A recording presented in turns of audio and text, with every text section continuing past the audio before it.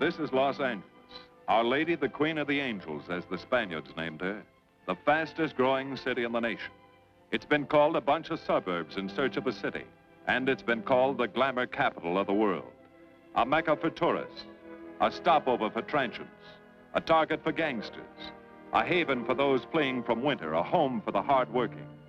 It is a city holding the hopes and dreams of over 2 million people. It sprawls out horizontally over 452 square miles of valleys and upland, of foothills and beaches. Because of that vast area, and because of a population made up of people from every state in the Union, Los Angeles is the largest police beat in the country, and one of the toughest. We're going to take you into the city hall where police headquarters are located. Here in communications are the ears and voice of the police. The lights on the complaint board flash 24 hours a day. Citizens reporting a prowler, a lost child, a man molesting a woman, an auto accident, a wild party. Spend an hour or two here and you will think the whole city has gone berserk. Minute by minute, the orders go out to the radio cars in the far-flung divisions. Watts and Wilshire and West Los Angeles. Hollywood and Hollenbeck Heights in North Hollywood. The work of the police, like that of woman, is never done. This is the case history of a killer, taken from the files of the Detective Division. The facts are told here as they happen. The story properly starts here in Hollywood Division headquarters at 1 o'clock of a June morning last year. Officer Robert Rawlins had finished his tour of duty and signed out. It had been a tough day. He'd be glad to get home. His wife would be waiting up for him, as she always did.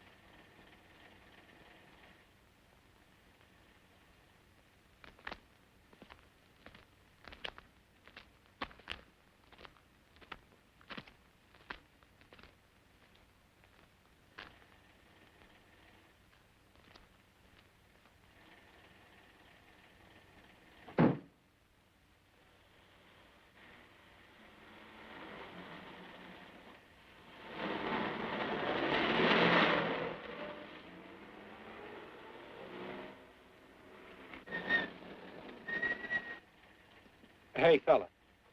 Come here. What were you doing back at that radio shop? Just looking. I was on my way home. Live around here? Yeah, a couple blocks down. Let me see some identification. Sure. Yeah, I guess I forgot my wallet. Look, lad, I've got to see some identification. How about my Army discharge? I got it right here.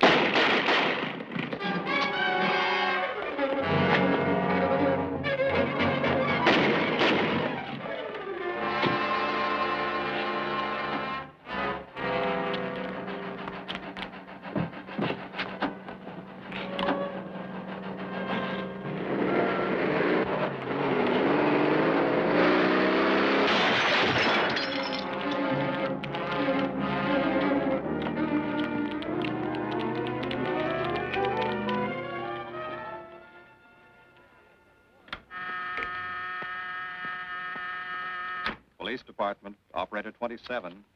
I want to report the shooting of a policeman. Hold on, please. Give me that again, please. I'm calling to report the shooting of a policeman. What's the address? 5057 State Street, just west of Santa Monica. Just a minute. Receiving hospital. Operator 2.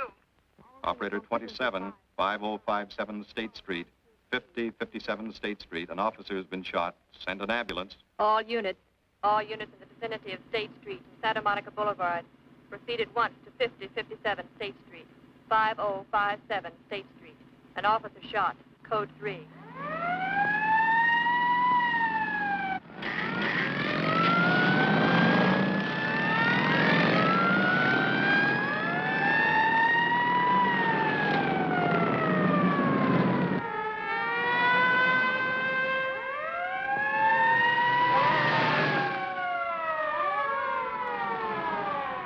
K to Control 1. Control 1 to 80K. Go ahead. This is Breen. Instruct homicide to throw out a dragnet and pick up all suspicious characters in the area of the shooting. Also notify Sergeants Marty Brennan and Chuck Jones to report to me at the scene of the crime. Control 1 to 80K. Roger.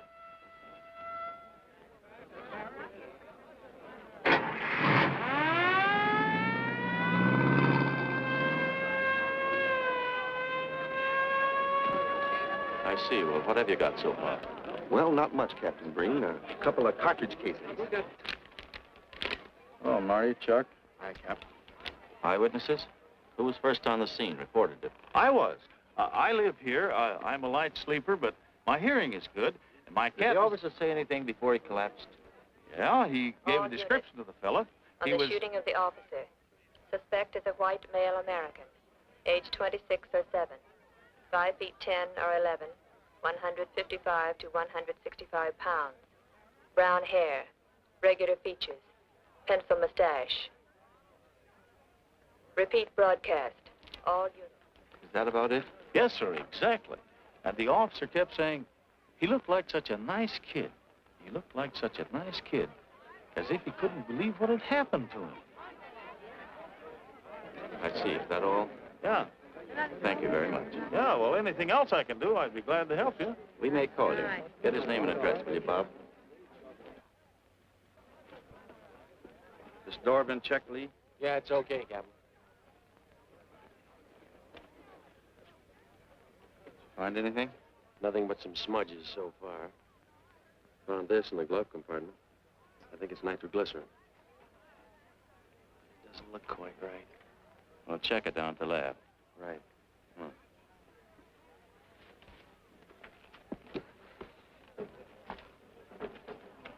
Open this up, Joe. No key, Captain. Let's try it open. Give me that bar, Frank.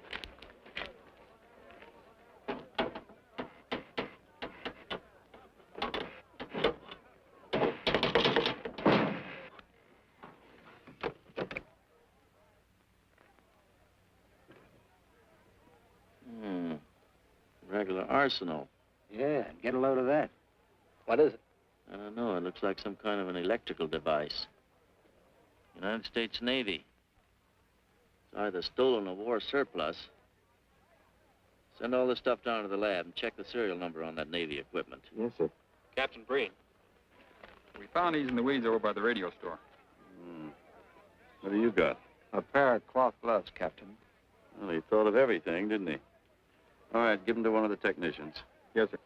Marty, you and Chuck come along with me. Let's go downtown and see what they picked up in the dragnet. Right.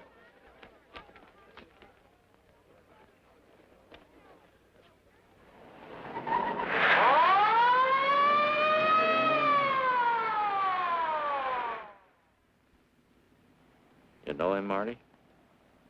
Yeah. I know his wife, too.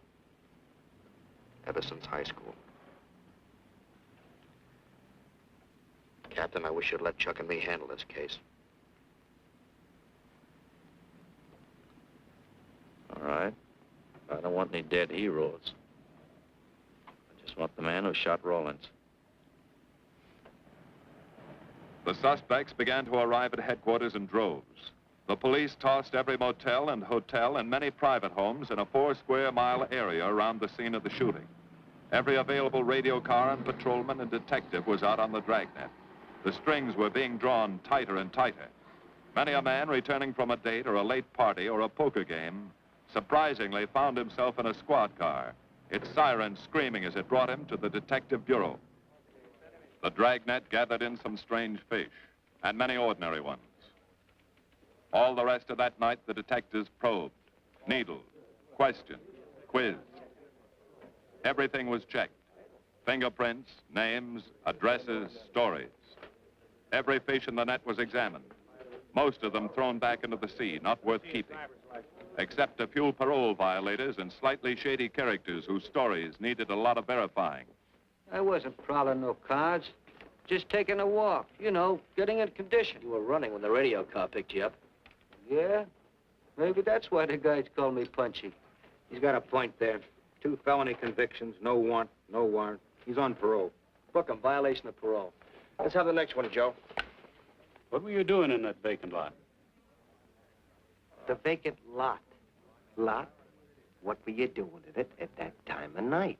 Nên mỗi mình cũng cho lo ngồi ấy xì hữu nội là ngồi ấy 30 cái nền bị lục dưới lại của ngồi sinh thành nghĩa ngồi thành ca giờ ngồi từ lừa đầu sang gì. You say your name is Ralph Henderson. So what? Well, you know, it's a funny thing, Ralph. There's a guy around this town that's been wearing your fingerprints. Only his name is Pete Hannon. Okay. So I'm dead. So what's one more confession in my life? Now you're talking, Hannon. Okay, Andy. Oh, Harry. What have we got here? Oh, some robbery suspects. Candidates for San Quentin. Handsome here is the big shot. He runs the outfit. Have a gander at his record. Car theft, escape from reform school, robbery, assault with a deadly weapon. Not bad. Look at the heater we found on him. German Luger, fully loaded. Redhead here tried to carve up one of the arresting officers with this pretty toy. Nice boys. By dawn, many minor wrongdoings had been uncovered, and a few incipient felonies. The checking of the suspects had been thorough, painstaking, and tedious. But all the work was for nothing. The man who had shot Officer Rollins was not among them. He remained no more than a description, a shadow of a man, mysterious, elusive, deadly, hidden away somewhere in the vast city. As for Rollins himself, he couldn't help. He was in a coma at receiving hospital. Mrs. Rollins waited out the long, tense hours while her husband fought to live. Many another officer's wife had so waited. Many another will. The word came shortly after sunup.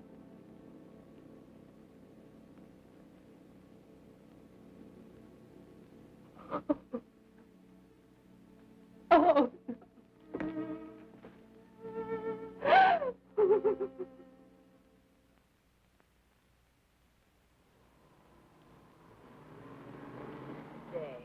A white male American, 26 or 7, 5 feet 10 or 11, 155 to 165 pounds, brown hair, regular features, pencil mustache. This was no frightened fugitive. What went on in his mind?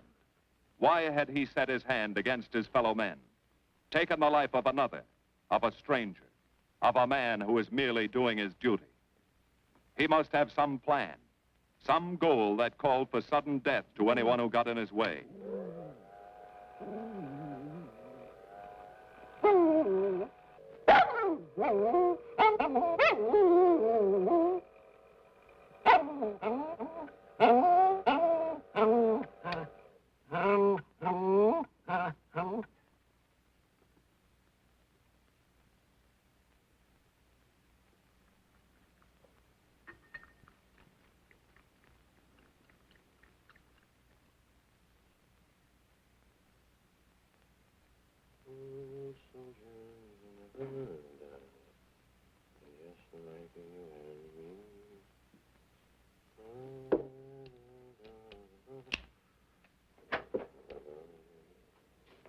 Good morning, boys.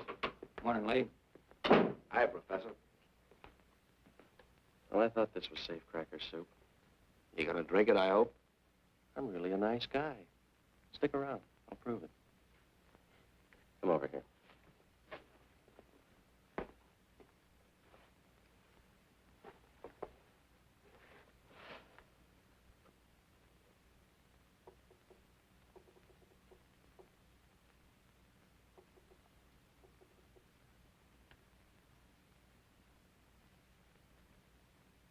Hold this for me, will you, Chuck? Thank you. Now, if you'll hand me that hammer, Marty. Thank you.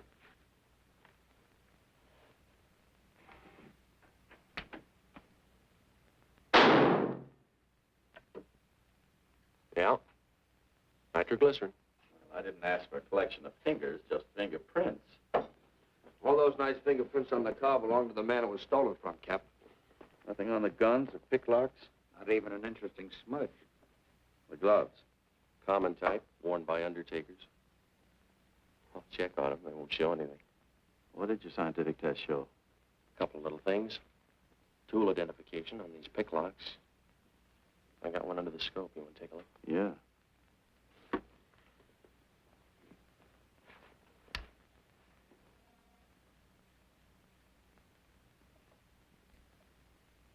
Take a look. I see. Well, it seems to tie the tool up with the lock. Now, if that microscope could only tell us who did it. I'm working on that. No, only an amateur would carry that liquid dynamite in a car. This boy's no amateur. Took the precaution of desensitizing it so it'll take normal shock. Took a lot of other precautions, too. No fingerprints, no identification, nothing definite. Except he's scientific. Knows electricity. Is inventive. Yeah. I'm happy on the trigger. This is Captain Breen. Get me Captain Stevens a burglary, will you? I hate to disappoint you, Lee, but I think you've come up with something. Hello, Steve. How are you? Did your daughter's marriage come off all right? Good. Look, Steve, on those burglaries of electrical equipment lately, were there any where picklocks were used to gain entry? Good. Well, let me know if there's another report of one, will you? I've got an idea the Rawlins killer may be tied in with those. Fine. And give my regards to the newlyweds, too. So long, Steve. Well, what are you waiting for? You've got a job, haven't you? Get going. Yeah, let's go, Junior. Hold this for me, will you, Lee? Thanks. And so, with no fingerprints and only a vague description to go by, Sergeant Brennan turned to the modus operandi file. A criminal, like any human being, has his own habit patterns, unconscious traits that can lead to his downfall.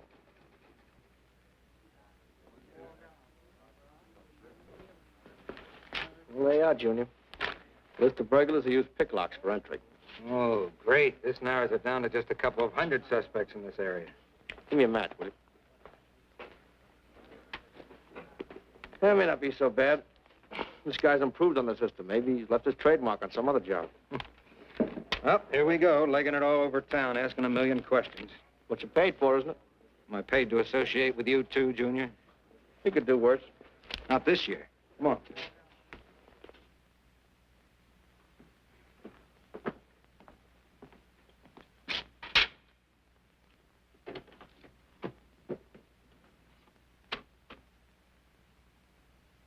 Car 12, car 12, in the 10,000 block on Mississippi. A 394-15 disturbance.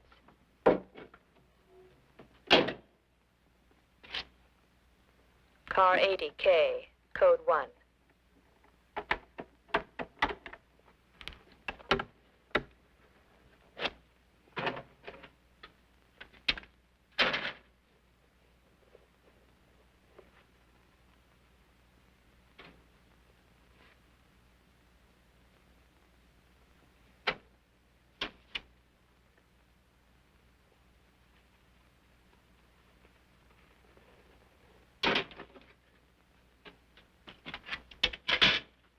All units, on the broadcast of the suspect arrested in the shooting of Patrolman Rawlins.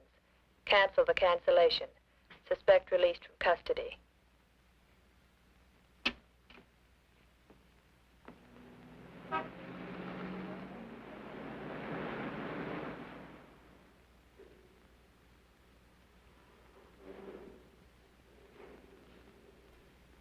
Oh, hello, Mr. Martin.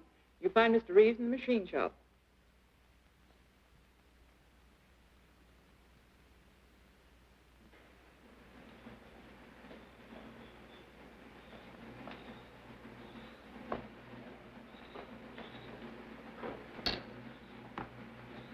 Hello, Roy. Glad to see you. How are you, Mr. Reeves? Hi. I was hoping you'd drop in. I wanted to thank you for showing us how to handle that repair job. Helped a lot.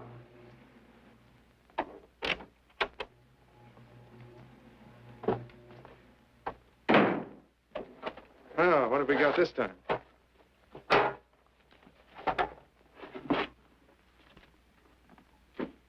Silvergraph.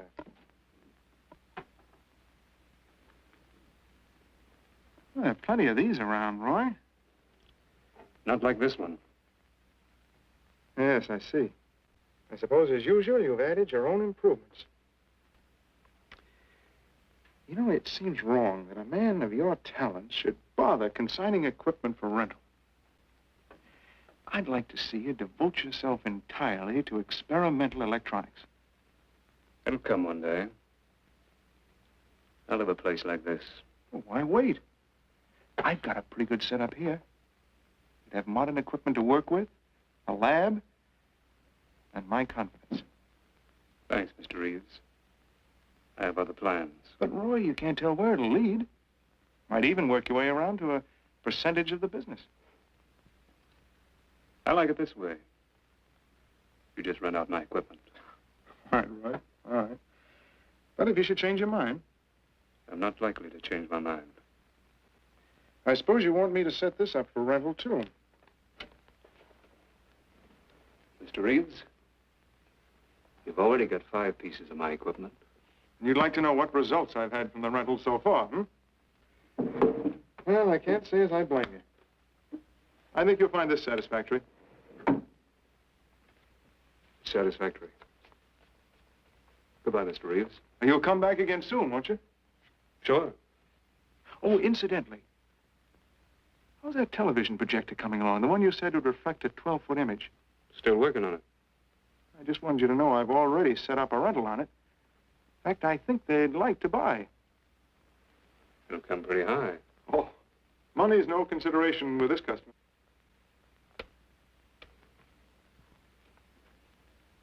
Tell him he can pick it up tomorrow. I thought you said it wasn't finished yet. It'll be finished.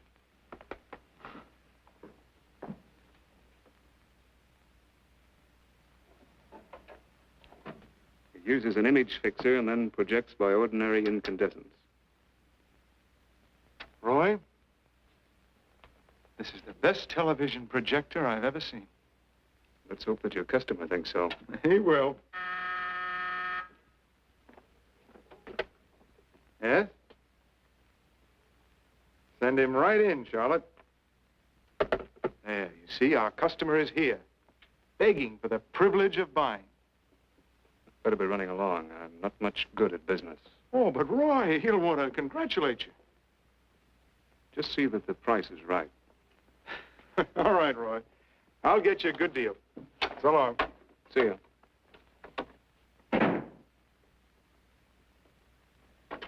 Well, Mr. Dunning, come in. Isn't it a beauty?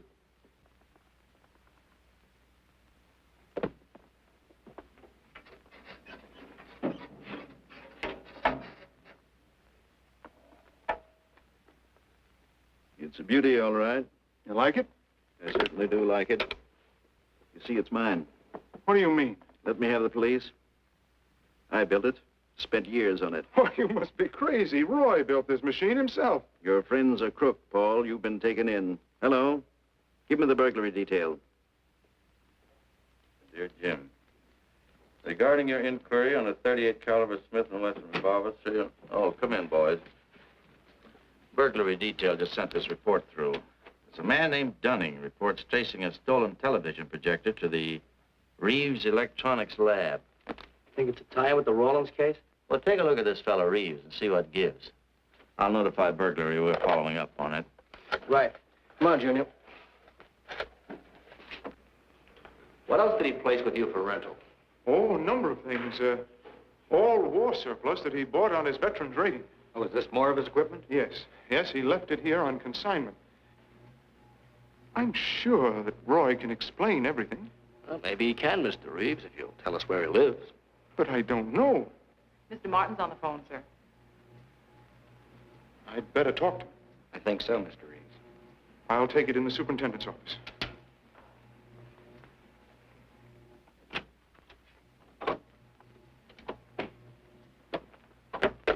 Tell him that you sold the set, and his money's waiting for him here. Find out what time he's coming by. Put Mr. Martin on.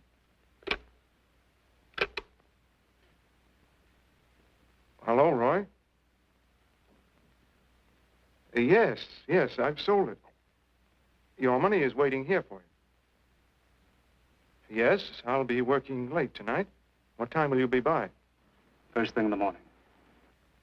Well, maybe you better come in tonight, Roy. A couple of things I want cleared up. Like what? Oh, technical things. Besides, I don't like to leave the money in the plant overnight. How about 8:30? Fine. I'll see you then. I'll leave the front door unlocked.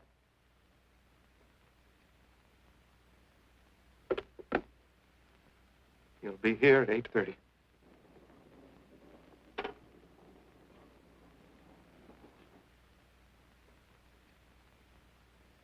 Well, I'll just run along home and get some dinner. We'd like you to stay too, Mr. Reeves. Why? For company. You want to cooperate, don't you, Mr. Reeves? Certainly. Good. Now, you just wait in your office. We'll be around. Very well. This way, gentlemen.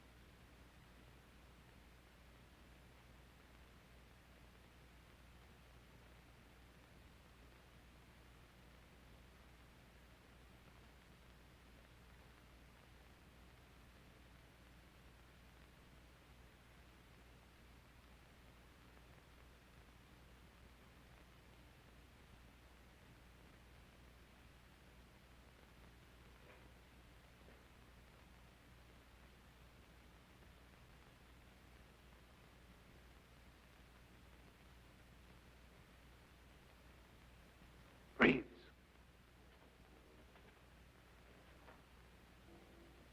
that you, Roy?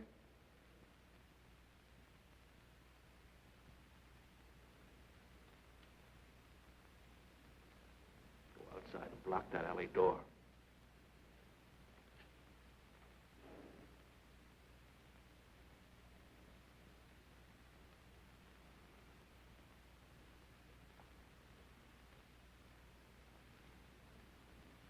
Where are you, Roy?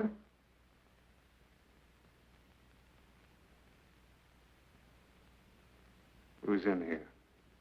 No one. I'm alone.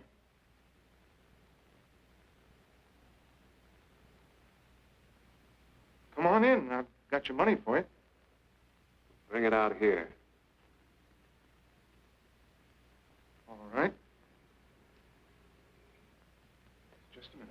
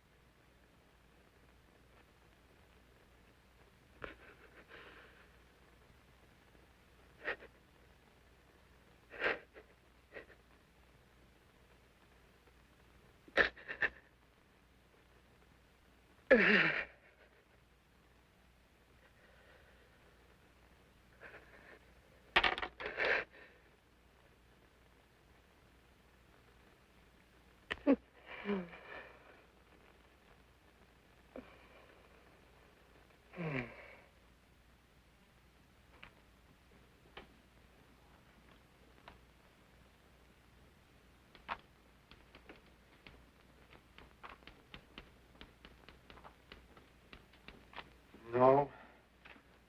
None of them even looks like Roy Martin. He had such a fine face. Didn't keep him from carrying a gun. Or didn't you know that? No, I didn't. I told you all I know, all he ever told me. What about his friends? Didn't he have a girl? No, I don't think so. He had no interest in anything but electronics. Where'd he pick up the subject?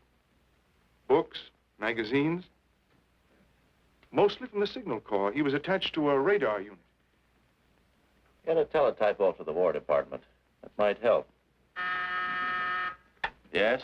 Ready on your call to receiving hospital, Captain Breen. Hello, this is Captain Breen.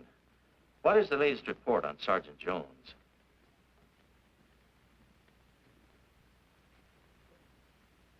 I see. Well, let me know if there's any change, will you? Thanks. Chuck's in pretty bad shape, Marty. He's paralyzed. May never walk again.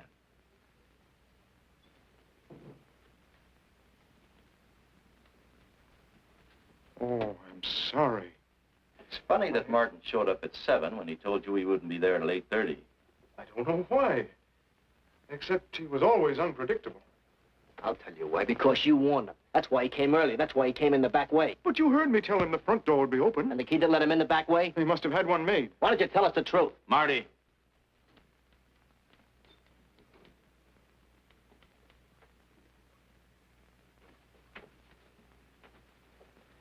Now, look, Paul. You can make it a lot easier for us to believe your story if you'll just give us some facts. Something that might help us. I told you all I know. I've been gullible, all right, letting him make a fool of me. But I'd do anything to make up for what he did to Detective Jones. Sure you would. You can go now. Oh, thanks. Thanks. My friends, they can vouch for my character. That's good. We'll call you if we need you. Thank you very much. I think he's telling the truth, Marty. I think he's just gullible, like he said. What about the stolen stuff he was trying to peddle for Martin? We'll use it for bait. Maybe Martin will come back for it. Then we can ask him. Here. Nevertheless, I want a 24-hour tail put on Reeves, and I want a watch on his home and his factory. Right. You can keep those. Okay, Captain.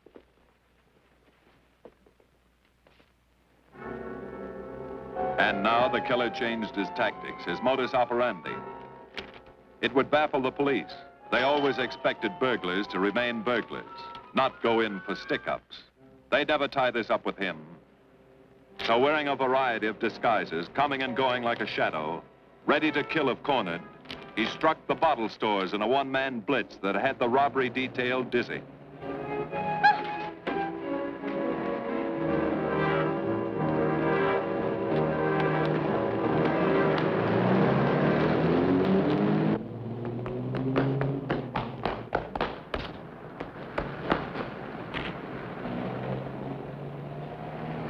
The killer, always resourceful, always thinking along lines that would baffle his hunters, had discovered an ideal avenue of escape.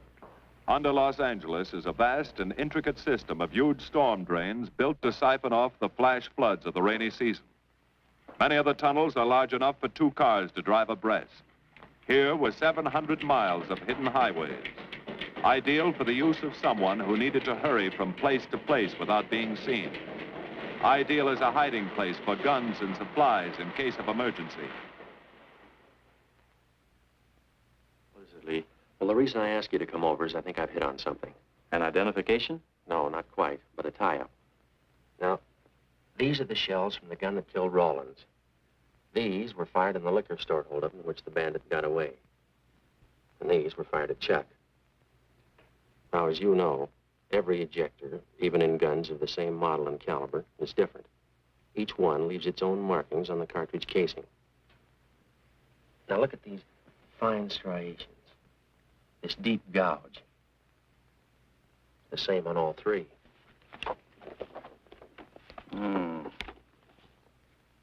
In other words, the man who killed Rawlins and the man who shot at Jones and Brennan, the stick-up was blitzing the liquor stores, are all the same man. Right. All we need to know is what that man looks like. Get me Chandler in robbery, will you? I've got an idea about that. Also, it'll give us a chance to see if Reeves is on the level with us. Steve, Breen, about those blitz holdups you're on. Round up all the victims and have them down here tonight, will you? Oh, it's just a little scheme. Thanks, Steve. That's good. Now sketch another one of the same type, only this time thin it out a little, huh? All right. Hi, Lee. How's it coming? Be ready for tonight? We'll be ready.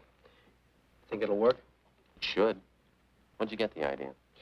From a kidnapping case in Chicago. But I thought these slides might be an improvement over the method they used. Could be. Captain thinks so. Good evening, ladies and gentlemen. May I have your attention for a moment, please? You've all been asked to sit in on a little experiment tonight. We're going to try to build a picture of a face. A face of a man who's cunning, resourceful, and deadly. He's a man who killed a police officer. Now, some of you he held up at the point of a gun. You may have seen his face, remembered something about it. And we want you to tell us exactly what you remembered. Whether it's his hair, eyes, nose, or mouth. And we're going to try to put those pieces together so that they add up into a picture of the face of the man we want. Now, you can see how we're depending on you. Lights? Now, first, we're going to concentrate on the type of hair our man had. And if the picture looks anything like his hair, I want you to speak right up. All right, the first slide, Lee.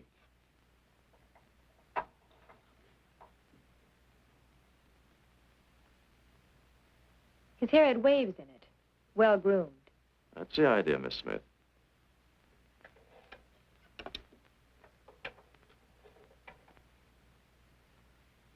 Is that any closer? No, it was parted on the side.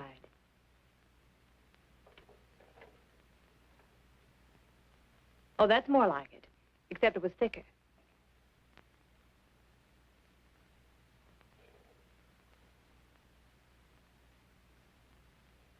Oh, that's very close. Yes, that's the way his forehead looked. It was broad and high. All right, hold that slide. Now, the next series of slides will take into account his eyes.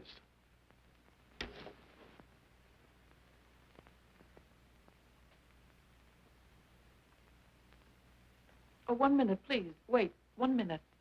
His eyes were a little like that. Maybe a little smaller, like beads. Go on, Lee.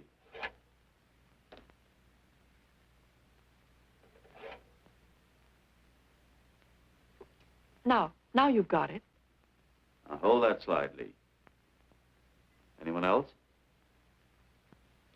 That looks like him, only a little madder. He had a patch over one eye when he come into my my place of business.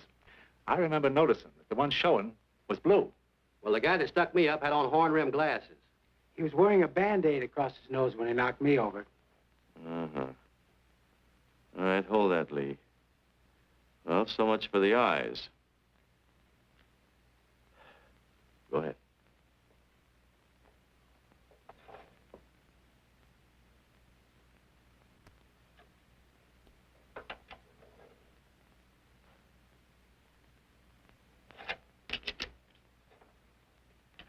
Señor Capitán. Yes, Miss Montalvo? Ay, ¿cómo se dice en inglés? A sus órdenes, señorita. Ah, qué bien. En este bandido, la nariz fue chata, como aquella, pero un poco más chata y más ancha. Like that, Captain, but more snubbed, wider. Try another one, Lee.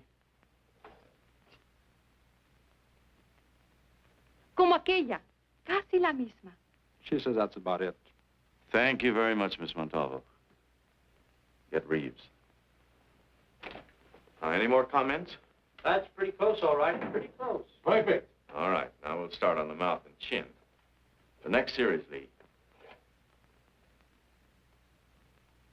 I think his lower lip stuck out more. The mouth was thin and mean, like it never laughed. Go ahead. Something like that, but thicker lips. There.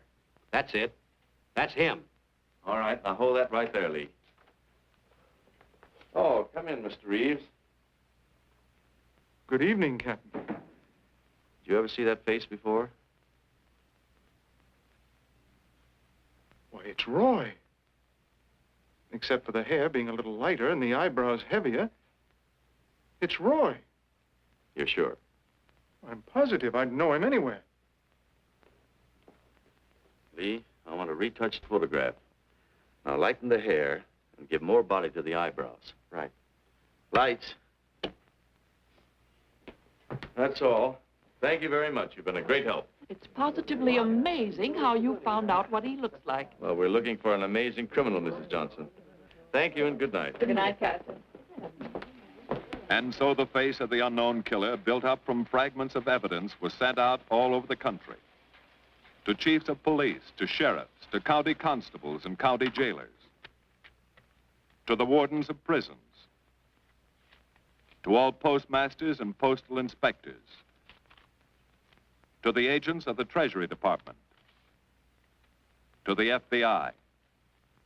They showed that picture to the inmates of jails and prisons, to men with a wide acquaintance among the cat burglars and the violence boys. Informers and conmen and sharpshooters were quizzed, those on the fringe of crime and those deep in the rackets. Many wanted to help. Nobody could. No one in the underworld recognized that mysterious face. He was as unknown as if he had lived in the 16th century.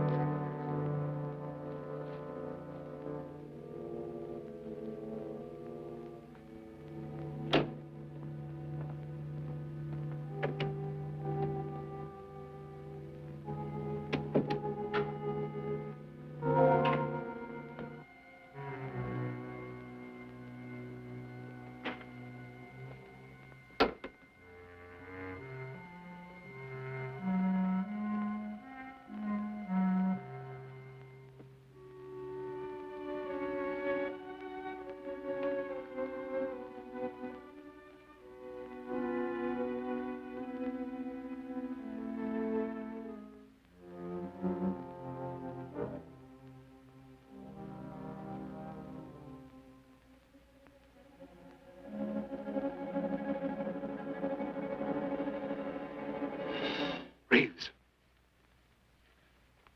Roy. Listen carefully, Reeves.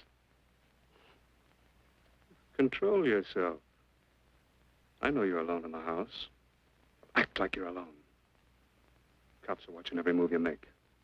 The police here? They got you staked out like a muskrat hide, watching you around the clock. Here at your plant, tailing your car. Sit in that chair. Pick up 3 books.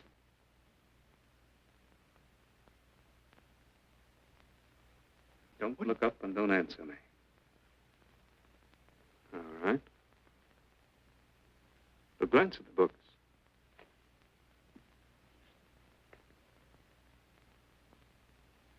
Pick one of them.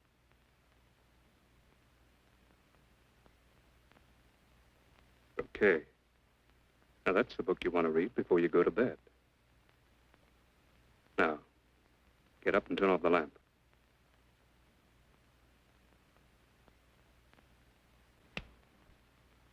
Come here. Come here.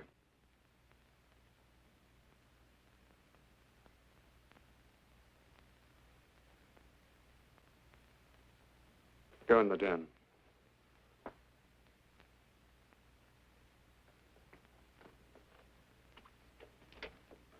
Pull those drapes tight.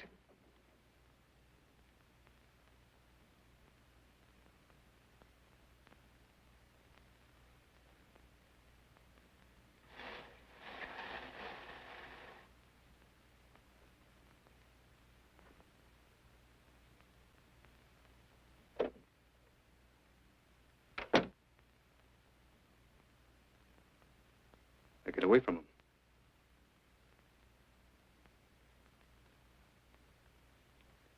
What do the cops know about me? Not very much, Roy. No fingerprints. They haven't even got a picture of you. They're trying to make one.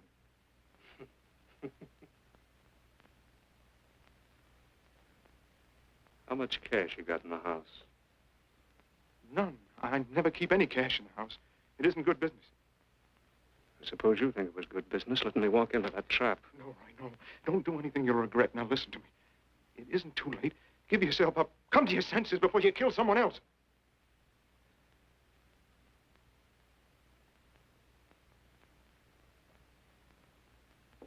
What do you mean, someone else?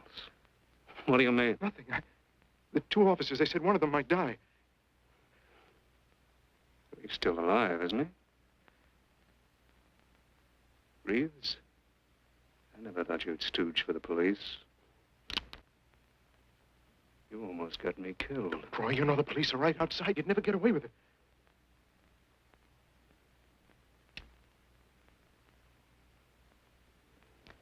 That's right. Now you're being sensible.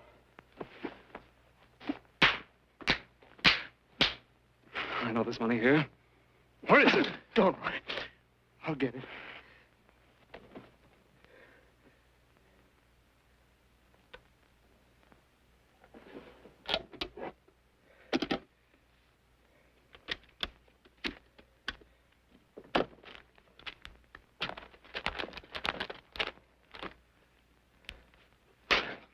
It's not enough. Stuff you've got in mind is worth thousands. I'll get more. Get it. Keep it handy. I'll be back next week, next month. But get it and have it ready. Just give me time.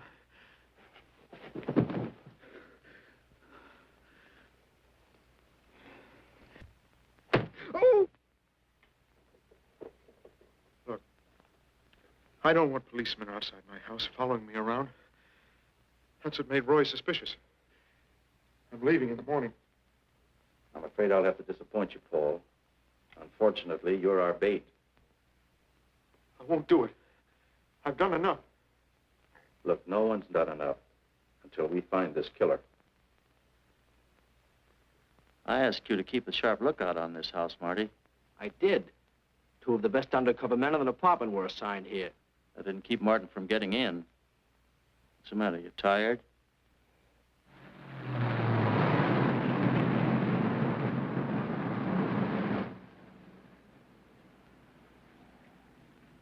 You got any idea how long you've been on this case, Marty? Months. Long enough to have come up with something by this time. You know any more about the Rawlins killer than you knew the first week? Yeah. He's about the toughest nut I've ever had to crack. That's what I told the chief when he called me in this afternoon, wanted to know why the case hadn't been broken. Look, Captain. Rawlins was a friend of mine. So's Chuck. I've got a bigger stake in this than the chief knows. I'm doing everything I can. Well, I'm afraid it's not enough, Marty. Maybe you're too close to it to see it clearly. Maybe it needs a fresh team, a new viewpoint. I think you better take a couple of weeks off, Marty. Starting tomorrow. Anything you say, Captain.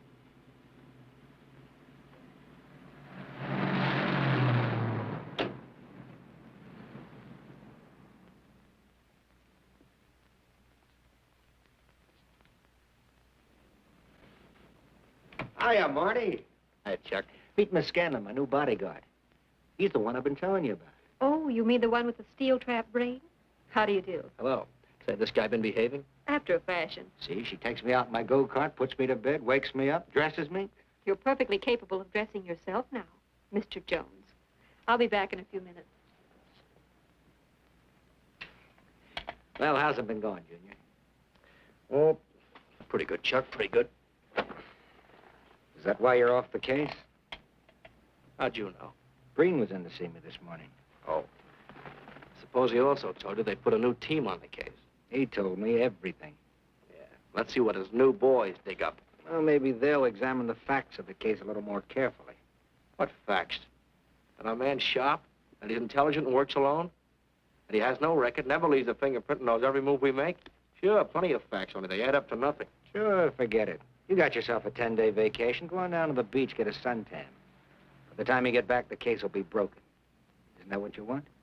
You know better than that. All I know is what I hear. You sit there batting your gums about how the old man let you down. Maybe he's trying to wake you up. He's got a funny way of showing it. There you go, flying off the handle. Always taking things for granted. I wish I could get up and boot some sense into you. He knew what this case meant to me. He still does. That's why he's trying to get you mad enough to do something about it. You don't really figure that's his idea, do you? I know it is. Ah, it's a tough case, Chuck. Not an angle, nothing to go on. You'd know what I meant if you were out working with me. I have been working with you. That's all I've had to do lately, just sit around studying what little facts we have, trying to figure out who he might be. You know the kind of a guy we're up against, then. I tell you, Chuck, this guy's a genius the way he operates. As if he were right there with us every time we go out after a lead. Oh, sure. Breen's been tipping him off just to make you look bad. Yeah, almost like that. Well, he beats us to the punch every time. There's your angle. You just hit it on the head, but you don't see it. Look, start adding. 1, he's unknown to the underworld. 2, he beats you to the punch, right? And 3, it's almost as if he were with you. Isn't that what you said?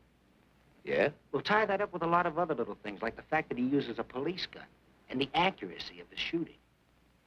Anybody could buy a police gun, and the Army could have taught him how to shoot. Yeah, but who taught him how the police operate? Oh, I know what you're driving at, Chuck, but a cop. Those things happen.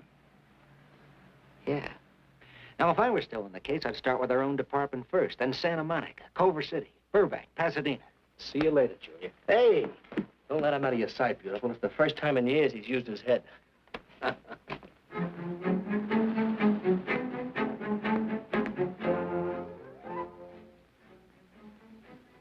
But you get a print of every mug we take. We always send L.A. a copy, Sergeant. It's personnel photos I want. You mean of our boys? That's Rollins' killer, isn't it? That's right. You've checked your own department. We did that first.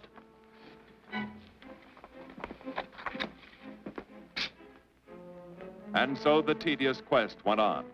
Sergeant Brennan wore out his shoes and his patience, going from police station to police station, checking photos until his eyes were blurry. For police work is not all glamour and excitement and glory. There are days and days of routine, of tedious probing, of tireless searching, fruitless days, days when nothing goes right, when it seems as if no one could ever think his way through the maze of baffling trails a criminal leaves. But the answer to that is persistence, and the hope that sooner or later something will turn up, some tiny lead that can grow into a warm trail and point to the cracking of a tough case.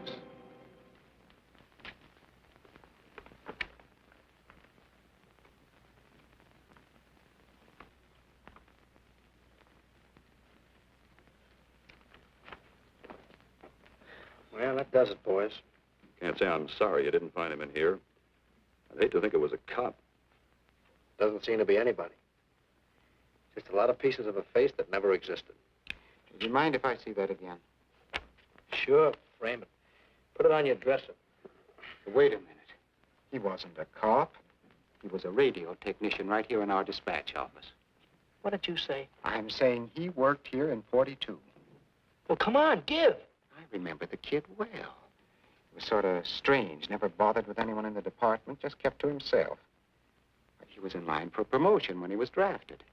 Where was he living at the time? I don't remember. Try the dead files. He never asked for his job back after the war. I remember writing to him about it, though. He was an excellent worker. Oh, yeah, here we are. Yeah, this is it. Took a while before he answered, but like he says in the letter, he wasn't interested.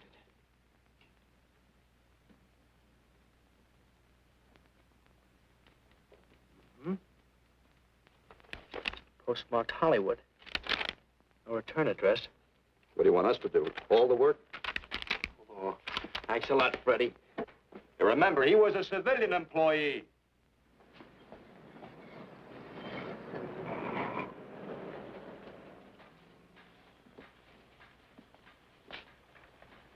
Well, how about it? Anybody recognize him? Not on my route. I never saw him before. Yeah, okay, fellas. Thanks very much. I thought for a minute... No. And yet that face. I wonder. Yeah? Well, this may not mean anything, but he looks like a guy that's on my route. He never gets any mail, but I see him around there all the time. He lives in one of the courts. Where? Come on, I'll show you. It's not that easy. What time does your route take you past those courts? About 9 o'clock. Why? Just thinking.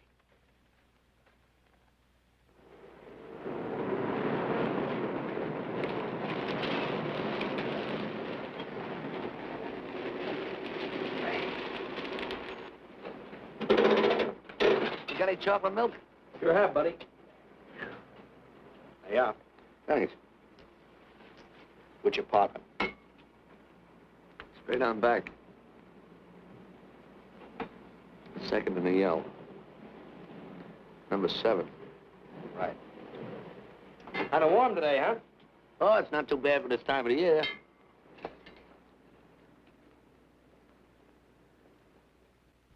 Good morning. Morning. You're new in the route, aren't you? We had a substitute. What happened to the other fellow? Sick. Oh, what's the matter with him? I don't know. I catch everything. Hear about it on the radio, and next morning I got it. Too bad. You aren't very social. The regular fellow always stops and talks to you. Sorry, Eddie, I'm a little late this morning. I was hoping maybe you could help me. There's something very funny going on in this court. Yeah? I was scared to go to the police with it. I thought maybe I might be poisoned. What? Yeah. By the manager. She's a witch. She's a what? A witch. She puts poison in my milk. Oh, I see. Look, you switch the bottles when she isn't looking, see? Drink her milk. Then you'll be safe, right?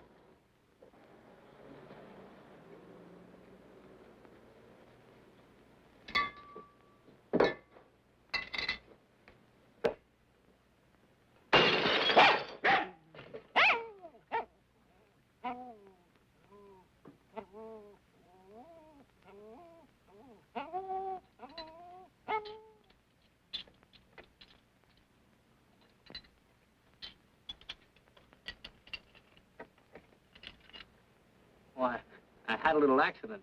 Got a mop, I'll clean it up. Leave it be. I'll clean it up myself. Okay, mister.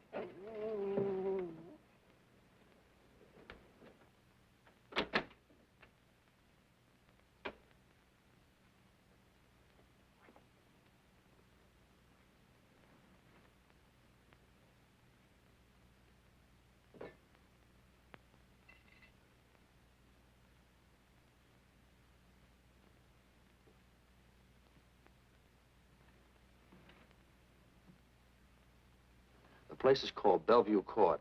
I drew this from memory, but it's pretty close. That's where he's hiding out, right there. You sure he's our man, Marty? Captain, I couldn't go wrong on that face. He's our man.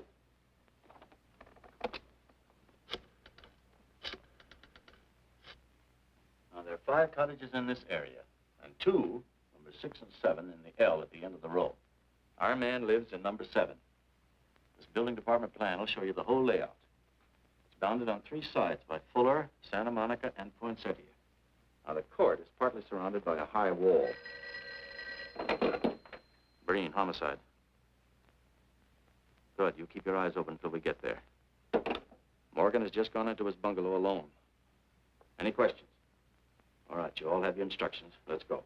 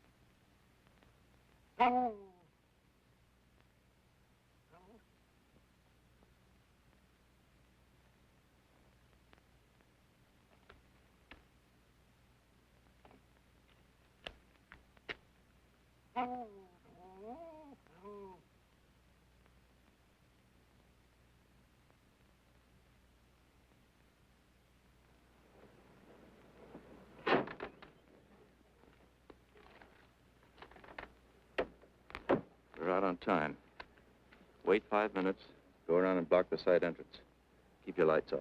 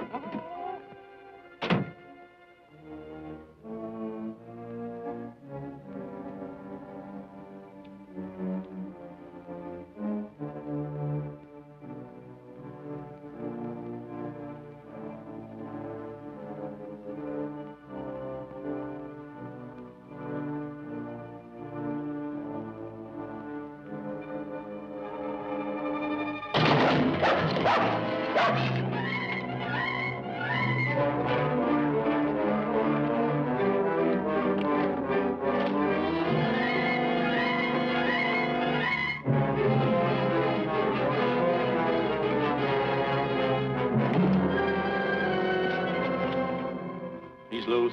I want a radio car in a hurry.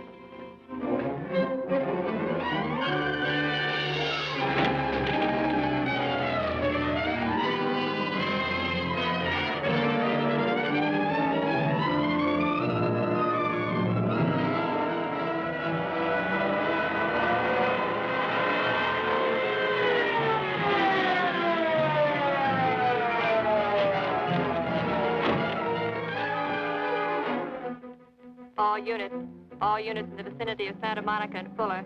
The murder suspect in the Rawlins killing is at large.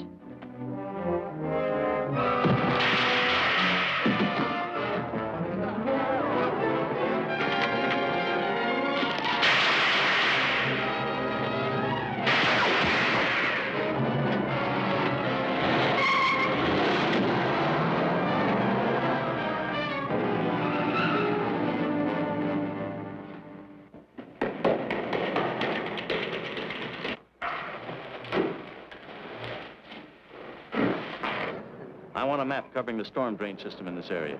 Get it and meet me at Venice and Garfield. Jones, Miller, you stay here in case he comes up for air. I want a man at every other drain entrance along this line. Got to come up somewhere. Come on, Marty. You're driving.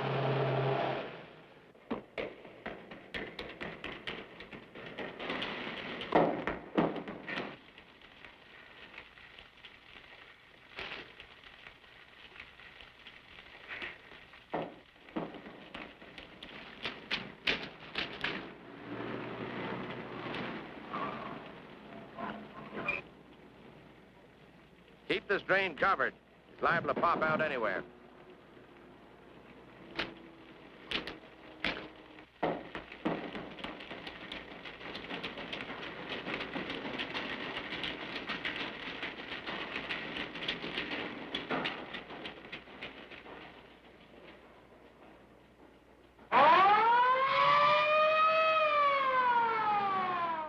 Why Venice and Garfield, Captain? It's the main intersection of the system. We can head him off that way.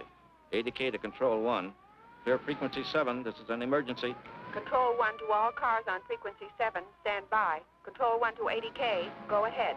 Notify homicide. Send the following to Venice and Garfield. 4 squads, battle lanterns, gas mask, tear gas. Urgent. This is a code 3. Control 1 to 80K. Roger.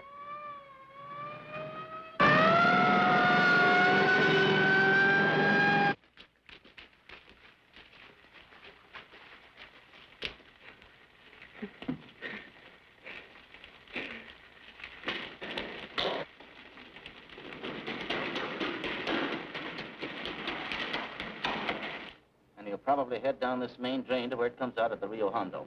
Now, you take your squad and cover that exit. Right. Keep all spare radio cars cruising back and forth along this main street. Watch the curb inlets. We'll go in here.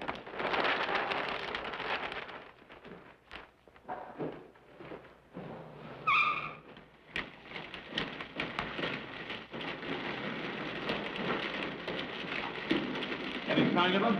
No. And we've searched every foot between here and the Rio Hondo outlet. And he must be up ahead. Let's go.